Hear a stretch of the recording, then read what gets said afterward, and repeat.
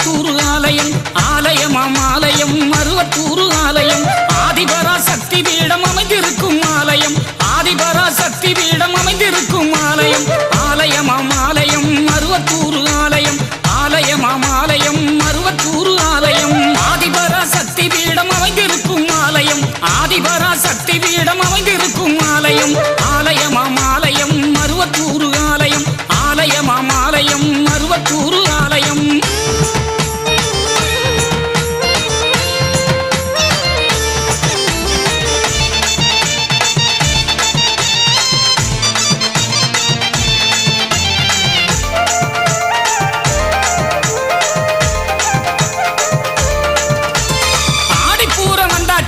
ஆனந்தமே வந்தாச்சு ஆதிபரா சக்திக்கு தான் கஞ்சி காய்ச்சி ஊத்தியாச்சு